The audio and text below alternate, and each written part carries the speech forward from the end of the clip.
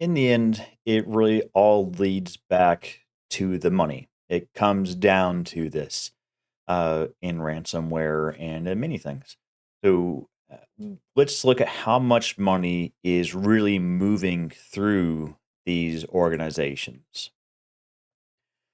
While cybersecurity and ransomware are complicated, the finances of these organizations really isn't. They don't have taxes and regulations and compliances and loopholes and generally accepted accounting practices to deal with. So they really boils down to a pretty straight line method here. I've got the estimated cost of the ransomware campaign on screen here. These are pulled from many sources and kind of aggregated to give you kind of a broad range of how this looks. So if you're looking through, I'm kind of breaking this down really simplistically as well. So kind of run with me on this. The development cost of a ransomware tool is generally in the $1,000 to $10,000 range. There's a lot of time and effort that goes into that, but realistically, the actual money involved is in this area. Um, Purchasing and nurturing and creating access methods with an IAB is talking $70 to $4,000 in that range. Your operational cost for your infrastructure, servers, mail servers, test beds, uh, sandboxes, things like that, $500 to $5,000. Phishing kits are generally at least talking $25 to $400, usually a month. Extortion tools, talking $500 to $2,000.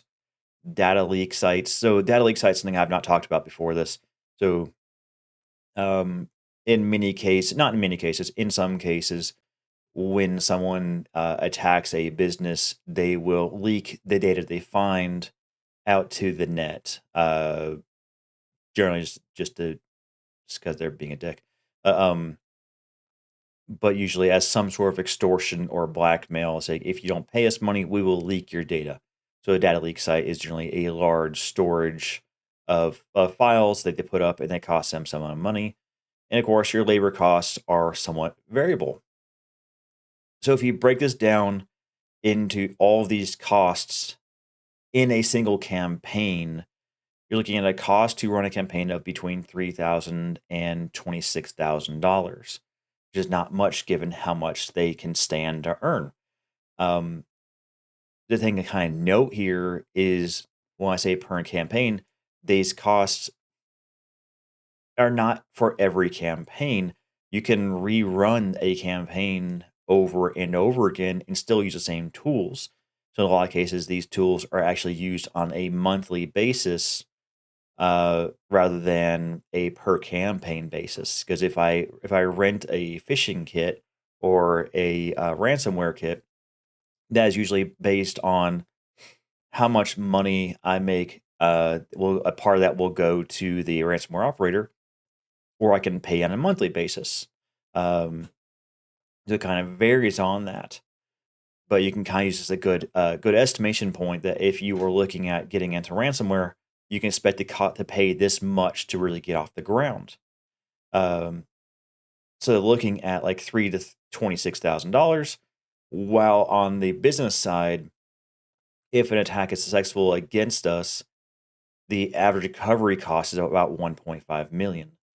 So it's very much weighted in their favor of the cost to them versus the cost to us. And so definitely the worst part of this is a campaign can be one target, it can be a million targets. It just depends on how well they scale their infrastructure, how many credentials they have to work with, how successful their phishing attacks are. And once they're done, they can just spin this up again and go again and just continually hunt through time.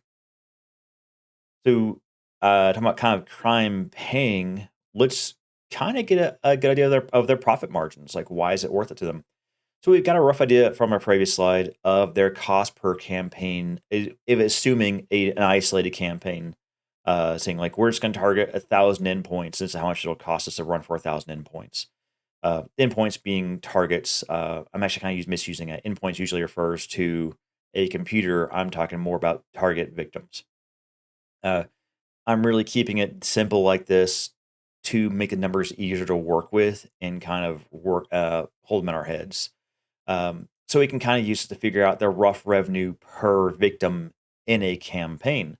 So let's say we were on an assumption of a cost per campaign being $3,000, $26,000. So let's just grab the median, the middle of that, say 14,000 ish dollars, with a mean ransomware payment of $1 million or a medium ransomware payment of $65,000. We're more likely to get $65,000 from a successful attack.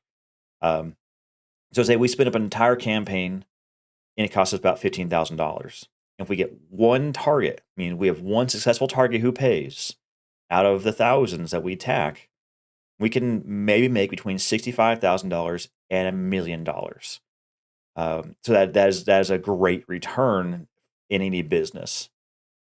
So it looks like our gross profit, calculated as the revenue minus cost of goods sold, or COGS.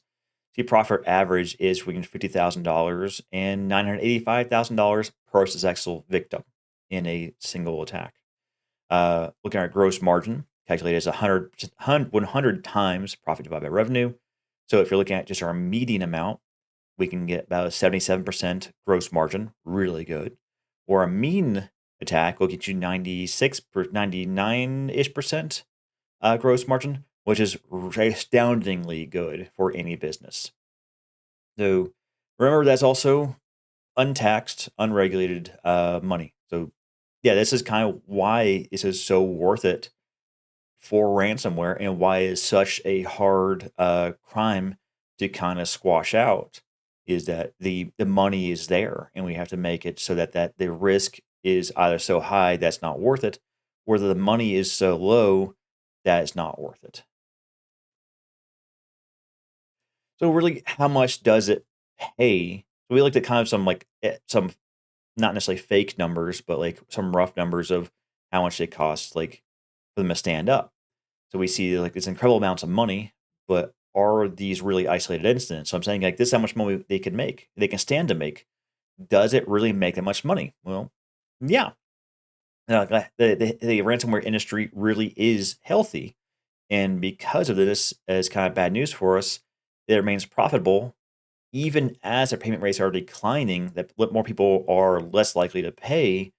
They're still showing more money coming in through various means.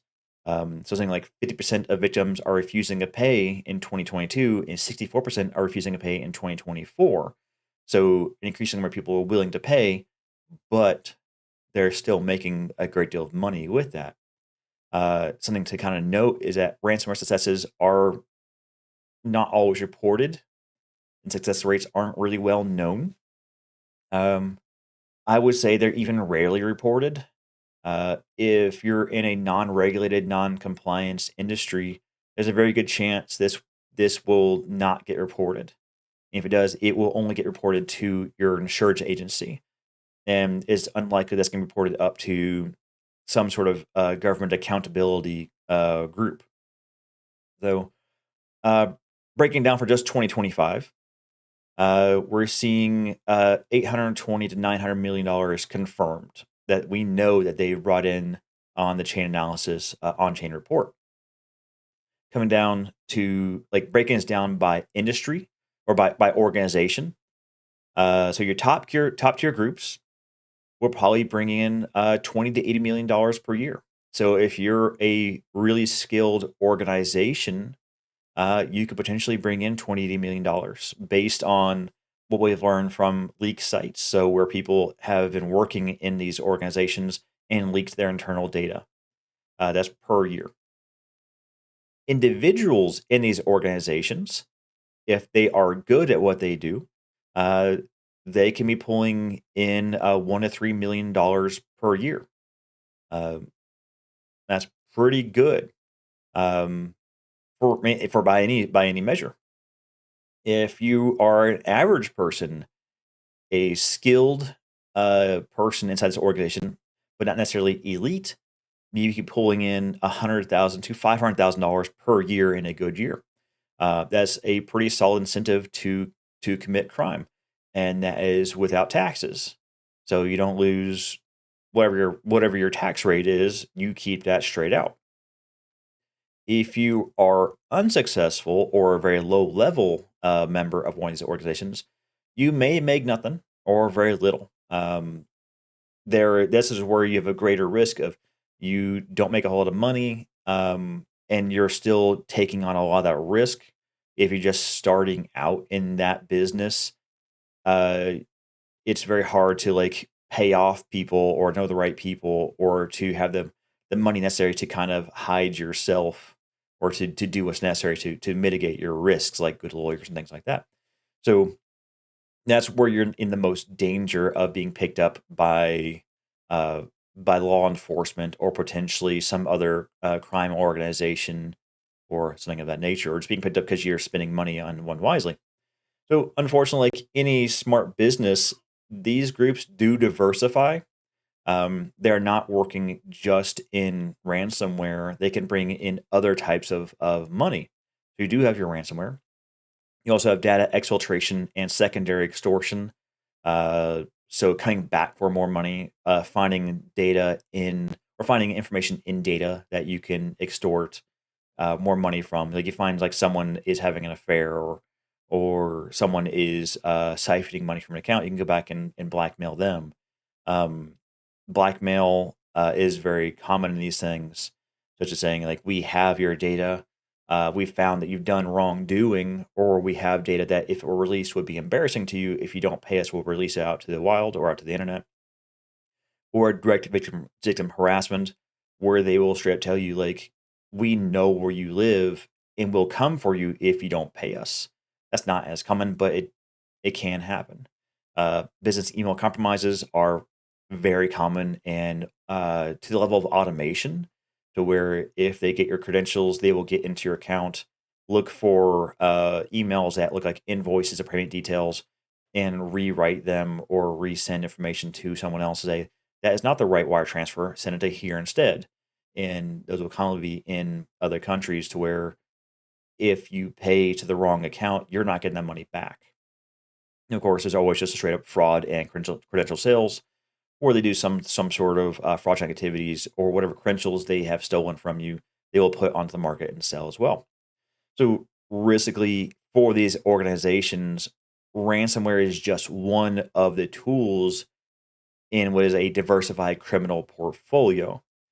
And as long as their business remains profitable, they will keep doing this. So that's really end of the day, that's why we're here, is to understand why they do it, so that we can do our best to increase the risk and decrease the profit, so that we can push most people out of this industry, because just to make it not worth it to them to continue, and they get into something else, or they take up legitimate business. I don't know. That's kind of outside my purview.